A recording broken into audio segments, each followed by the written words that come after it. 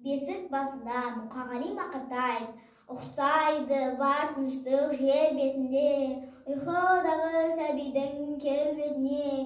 Ояту былай тұрсын, рұқсат жоқ, ұйықтап жатқан ұлымды тербетуге.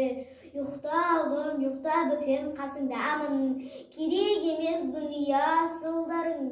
Бақыт байлығы барлығы менің үшін, сенің бір кеп мойныма асылғаның.